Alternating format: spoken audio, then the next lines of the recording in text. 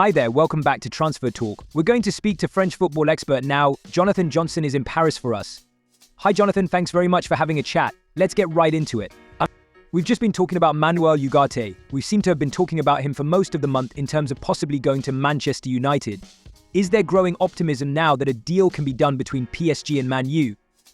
Well, certainly there's still a feeling that PSG can and will let Ugarte go if a deal can possibly be reached with United. The main stumbling block this summer has been the fact that the two clubs' valuation of the player has been quite somewhere apart, but Ugarte wasn't involved in PSG's opening game of the season last week. So there is still a feeling that he is one of the players that the French champions will look to move on before the end of this transfer window. Obviously a player that United remain interested in, and the dialogue has never really broken up between United and PSG this summer, given PSG's interest in Jadon Sancho as well. Hi Jonathan, afternoon. Just on the theme of Manchester United, do PSG still want Jadon Sancho, or do you think they'll be looking elsewhere, or do you think they'll be happy with their squad? I think the situation has changed a little bit after the opening game of the season. Gonzalo Ramos picking up an injury that's probably going to keep him out for a couple of months, as opposed to a couple of weeks, and that now has prompted a bit of a rejig in terms of PSG's thinking. Are they still interested in Jadon Sancho's profile? Yes, he's a player they identified at the beginning of the summer who could possibly, fill their needs in the squad, and give them a real sort of right-sided presence in the attack. However, with this injury to Ramos, that means that there's no real possibility of moving Randall on between now and the end of the transfer window. So they'll stick with him in the middle and now possibly look for somebody who might be a little more complementary. So the name Ademola Lookman of Atalanta has surfaced in recent days, and there's now speculation that he perhaps has moved slightly ahead of Sancho in PSG's pecking order. Hi Jonathan, sticking with PSG, Carlos Soler is in talks with, West Ham are in talks with PSG to sign Carlos Soler at the moment. What would he bring to their midfield? They've obviously improved their midfield already this summer. And where would he fit into West Ham? Yeah, Soler's a really interesting one because he's got quite a versatile profile. He's certainly played a number of positions since he joined PSG a couple of years ago. Unused substitute last week in PSG's opening game, but he did make the matchday squad. So I think there is a feeling that Luis Enrique could still use him if he doesn't end up moving. However, Soler, in terms of what was expected from him at the very beginning of his time with PSG, I think many people expected him to be a very creative presence. He's been a bit more workmanlike than that. But that's also because of the way that he's been deployed by a number of different coaches. And I think West Ham would be getting somebody who is potentially a very creative player. If everybody remembers him at his best in Valencia back in La Liga, a really superb player, and many people felt that PSG were getting an absolute bargain back then. And although he has proved to be decent value in the fact that he could fit in a number of different positions, whether it's a more central midfield role, whether it's even a full-back or wing-back at times, he is somebody who has added value to the squad. So I think the Hammers will be getting a very interesting type of player who could potentially fill a number of needs. Moving on to Everton, there are reports linking Neal Maupay with a move away. What can you tell us about that? Yeah, unfortunately, bad news for Maupay with a serious injury in the attacking ranks to Mourinho. So that means that Maupay will now be looking to make an attacking reinforcement. And Maupay has been sort of suggested as a bit of a low-cost approach, given that this has been quite a busy transfer window for Maupay so far. But they hit the ground running under Roberto De Zerbi in their opening game, really blowing out last season's surprise package Brest. And there has also been speculation that they're making a move on Norwich's Jonathan Rowe. That speculation isn't anything new. It's been around for a couple of weeks now. It feels like Rowe is perhaps the main priority for Marseille at this moment in time, with Maupay possibly being the player that they pivot to if it continues to be problematic for the Norwich man. Jonathan, we saw Tottenham in action last night, first Monday night football of the season. Just wondering, with a few weeks left to go of the window, could there be one more incoming, do you think, for Spurs? Yeah, there's a name that's certainly started to surface over here in France, and that's Monaco's Van der Zandt, primarily a right wing back. So definitely one to watch between now and the end of the window. Whether or not Monaco would feel that they can move him on and potentially move for somebody else to sort of fill in, that remains to be seen. But he's definitely a player that Monaco sort of wouldn't stand in the way of leaving if a suitable offer did arrive from the likes of Tottenham. Finally, Jonathan, just a quick word on Thierry Henry. He has resigned as the France under-21 boss. Why is that? Is there another move potentially on the cards? Yeah, this one's a curious one because obviously he hasn't been in the position or hadn't been in the position for a terribly long time. Although there was always a feeling that it was very much an appointment made for the Olympic Games, and he took the French team all the way to the final. They ended up as silver medalists, of course. There was speculation as well linking Henry with the USMNT, the US men's national team position. So that is something that has died off a little bit, obviously, since the Mauricio Pochettino taking that position has cropped up on the radar. So there is now a feeling that perhaps with his reputation at managerial level restored a little bit, that Henry could be perhaps looking at a return to the club game. But there was always a feeling, I think, that with Zinedine Zidane the obvious choice to replace Didier Deschamps, the head of the French national team after the 2026 World Cup cycle, that this was one for Henry to potentially get himself back into the managerial game, possibly put himself back on the market after the Olympics, which now seems to be the case. Great stuff, very informative as ever. Thank you very much, Jonathan.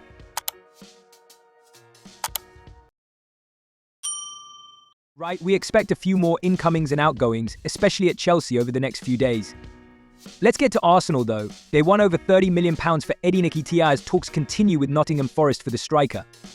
First of all, from the player's point of view, do you think this is a good move for him? Is it the right time for him now to go somewhere else, seek past his new, get some more minutes under his belt? Yeah, it feels like that, doesn't it? I think, for Arsenal, for the player as well, he's not really been able to get game time fairly in Nketiah. And as you mentioned, I think at this point in his career, he needs to be really starting every week. I think the question is that Nottingham Forest when they have two strikers already in Chris Wood in tow, wouldn't you? I mean, they've had injury problems, those two players. I think Nketiah will probably back himself to get in the team above those players. He'll have a big belief in what he can do. And I think Nketiah, what's been missing from his career so far is that consistent game time. You can't be consistent when you're playing 20 minutes here, 60 minutes there, not coming off the bench for a few games. He isn't going to get the minutes that he needs at Arsenal, so he needs to go somewhere. Forest is a good environment. You've been there plenty of times. I've been there a few times as well. Forest is a good club. I think he can go there and kind of kickstart his career a little bit. I think that's what he needs. He's almost got lost in Arsenal. I think when he signed his contract, Arsenal weren't the beast that they are now. And over the years, they've almost kind of gone beyond Nketiah's current level. I'm not saying he could never get to that level, but at the moment, I don't think he's quite there to be a striker for a team that's challenging for the title. And I think in some ways, if Nketiah can take a backward step at Forest, it might enable him to go forwards later on in his career. But if he comes into Forest with Wood and are we there, if they both stay, is he number one? Does he go in as number one? I think it's a different option for Nuno Espirito Santo and probably just allows him to be a bit more flexible week to week. I think you look at Chris Wood, he was very underrated, I think, last season. 14 goals in the Premier League, another double-digit season for him. You mentioned Ty Winnie, he struggled with a groin injury last season. So I think letting him work back into the season on his fitness, I don't think is a bad thing. I think with Eddie Nketiah, you have a different profile of a striker, someone who can run in behind. Also, maybe link a bit differently with like some Morgan Gibbs-White, Callum Hudson-Odoi, who he'll know very well from the England underage groups as well. Anthony Elanga as well off the other wing. So I think, that actually as a front four, there's a lot of speed there, there's a lot of creativity, and also it's just a bit of a different attack compared to if you would have had Taiwo or Mie and Chris Wood there. So I think that's something Nuno Espirito Santo has been looking for. I think Nottingham Forest are all substantially looking at the Feyenoord striker Santiago Gimenez as well. So it definitely looks like they're looking for that extra number 9. We'll just see in the last week of the window again. What are they going to do about it? Okay, well that could be one out of Arsenal. One coming in could be Mikel Merino because Arsenal remain in talks with Real Sociedad over signing the midfielder. It's thought the clubs are finalizing the payment structure and the makeup of the performance-related add-ons. Dan, I keep hearing Arsenal have had a good window in comparison to their two main competitors, Man City and Liverpool, who've been very dormant in this window. But they've only made one big signing, right? Ricardo Calafiori, defender in an area where they're very strong already. Do you think Arsenal need to make one more big or decent signing for it to really be considered a successful window? I think it's tough to know. We've just sat here and absolutely lambasted Chelsea.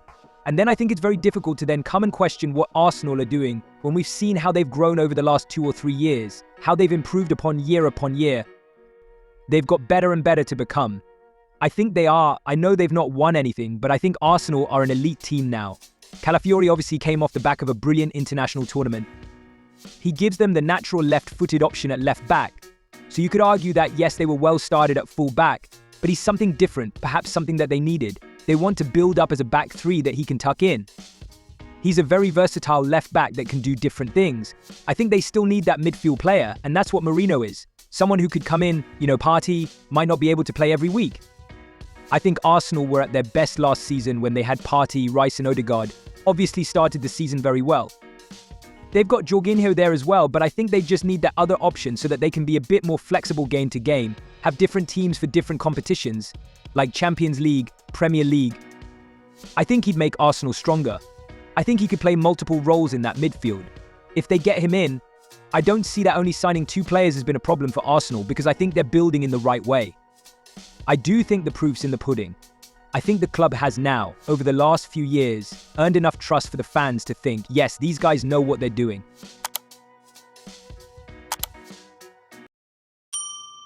Where do you think Arteta will fit him in, guys? Well, he's a versatile midfielder. He can play as a deep-line playmaker, but we've seen him to brilliant effect as a number 8 now, because Real Sociedad have had Martin Zubimendi doing such a brilliant job as a holding midfielder. And as Sam said there, Arsenal have struggled a little bit to fill the void left by Granit Xhaka in terms of the left side of that midfield 3. Kai Havertz was used at the start of last season, but he's excelled so much now as a central striker. And Declan Rice has really showed what he can do in advanced areas as a box-to-box midfielder. But now with the options that Arsenal have across that midfield line, it does give Mikel Arteta the opportunity to rotate. You fear for the minutes for the likes of Fabio Vieira and Jorginho and Thomas Partey may have a slightly lessened role, I think, now with Merino coming in. Because what's fascinating is he played alongside Martin Odegaard on loan for a season when Odegaard was at Real Sociedad on loan. They combined really well there. And a few years on, you just wonder what they can do together. So I think it's a case of somebody who can slot in straight away as a starter. But also, it's just giving Arsenal those options. We've seen them over the course of the last few years under Mikel Arteta and ADU. They've been signing players in defensive areas and midfield areas. They're not signing many strikers or wide attacking midfielders. They're really trying to build those foundations, increase that strength and competition for places in that midfield, just to give them that extra percent as they try and close the gap on City once more. It feels to me like physicality is one of the key things now when Premier League clubs are trying to make transfers and identifying players. I think we've seen it with Manchester City, and I think Arsenal are following suit in terms of signing big guys who can win physical battles in the air and also ground duels as well. And I wanted to pick out some of Arsenal's latest signings from the last couple of windows. And you will see Merino is obviously starred as it's yet to be confirmed. But Calafiori is 6A. David Raya is 6, Declan Rice is 6ek, Kai Havertz 6ek. Poor old Jurrien Timber at the bottom. Tells everyone he's 6 but he's actually a bit like me. He's actually 5, but I think it just continues the trend of big players who are going to be important in both boxes as well. Not just attacking set pieces, but defending set pieces. And Merino, that's one of his strengths as well, being good in the air. We've seen that in La Liga and at the European Championships as well. Both title challengers signing midfielder, so Mikel Merino at Arsenal and then Ilkay Gundogan at Manchester City. Which player do you think is going to have the most impact? See, I think it's going to be Merino. I really do. I think Gundogan is like a cherry on top of the cake almost. That little bit of stardust that Manchester City know all about and they can bring him in. But I just think the way Arsenal have reinvented their left-hand side, I think Merino is going to have such a huge impact. And we saw at key moments last year, effectively, Arsenal's title challenge and Champions League campaign faltered over the space of 4 days. They were beaten at home by Aston Villa, and they were beaten in the Champions League by Bayern Munich. And you look back and think about those games. Gabriel at the front post missed the challenge for Leon Bailey's goal for that game at the Emirates that they went on to lose, and then Kimmich won a header in the box at the game at the Allianz Arena. Those are key moments. Those are key players. And I even think at the game at the Emirates against Bayern Munich, Kiviger missed the tackle. Sane went on to win a penalty. I think Mikel Arteta has identified those key moments, big games. This is how tight and marginal top-level football is. Manchester City are scoring 90-plus points every season. It comes down to knockout games in the Champions League. It's big moments like that. And Mikel Arteta has looked at it and tried to fix those key moments. I'm using the word fix very loosely because it's not really fixing because they've got amazing players there anyway. It's just that little level above that they've tried to identify this summer and improve on. And that's why I think Merino is going to be one of the biggest impacts over Gundogan. I think he'll be a good impact and a big impact for Arsenal. But when you look at Gundogan, what he'd done in previous years for City, how important he was for Barcelona as well. It's not like he's dropped off in 4 more standards.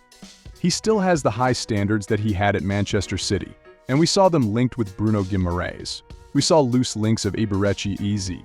He's almost a player that can do both. We've seen Gundogan play everywhere for City and do those roles perfectly. When you're looking at strengthening the squad, that is the type of player you bring in. But because almost we didn't see it coming, it's like maybe that's why you're underestimating the impact that he can really have. He can walk straight into that squad anywhere Pep wants him. Someone that knows his system so well. Someone that demands respect. He's a leader as well. And the teams that are in the Premier League, they know the impact he's had as well. So I think he just edges it just because of his familiarity to the league. Do you want to have the deciding vote? I think Merino will play more minutes than Gundogan this season. The question was impact, not minutes. I think both will slot in fairly seamlessly. Gundogan having 7 seasons, Manchester City. But I think Merino will be the one. Merino 2-1. 2-1 Arsenal. That's what I hope at the end of the season. We've got a draw. Nobody asked me, but I'm with Nolan.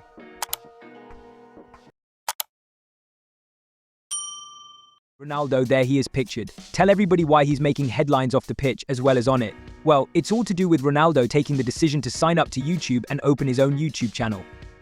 Now, I think perhaps it was timed because he did it yesterday and the SPL season starts today, but he's been breaking all sorts of YouTube records. For instance, he was the fastest ever person to get to 1 million subscribers.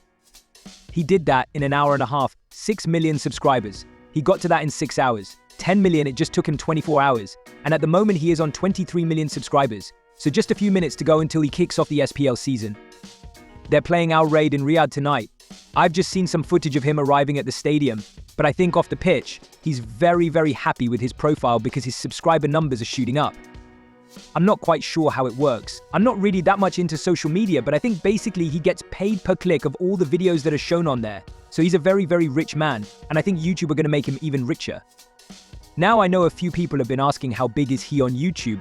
How does he compare to other people? Now, I hope Lionel Messi is not watching this, his great rival. He never misses Sky Sports News at 6, incidentally, so he probably is.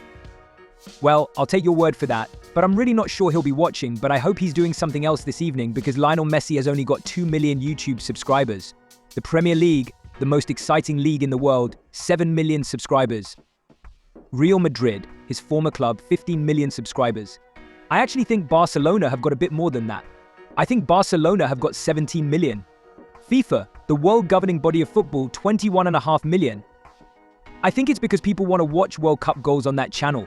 Ronaldo already, even though he's only been on YouTube for a day, he's up to £23 million. That is rising all the time. Now, I'm not a mathematician, but I think if he carries on growing his subscriber base at this rate, then he's going to overtake the one and only Taylor Swift sometime on Saturday or Sunday. That's if he keeps up this rate of subscriber acquisition. And if he keeps it up for a few more days as well, I think sometime on Sunday or Monday, he could even have more subscribers on YouTube than the one and only Justin Bieber. Harvey and Mike, Swifties and Beliebers. There we are. All right, okay, so that's all well and good, but he's a footballer. Didn't win a thing last year. I'm not impressed by all that. He's got to win football matches. And you just called him a footballer. He's a little bit more than a footballer. No, he's a footballer. He is. He's a footballer. He's possibly the greatest footballer of all time. Greatest what? Footballer. Great, he's a footballer. You're in a mood tonight. Cristiano Ronaldo has scored, I think, 897 goals. He's 39 years old. A lot of people are saying he should retire. In the Euros, he didn't score any goals for Portugal. I think he wants to carry on playing because I think he wants to score 1,000 goals. So I take your point. Last season, he didn't win anything in Saudi Arabia. Al Hilal finished 14 points ahead of his side Al Nassr. Also, I think on Saturday, there was a Saudi Super Cup. Cristiano was not in a very good mood because I think his side lost 4-1, but he is breaking all the goal-scoring records in the SBL. So even if his side are not winning trophies, and I'm not suggesting he's an egotist or he's not a team player, but I think personal records are very, very important to him as well. And I think he's looking ahead and over the horizon in maybe a couple of years' time. I think he's thinking, I want to get to 1,000 goals, and I think he can do that in Saudi Arabia.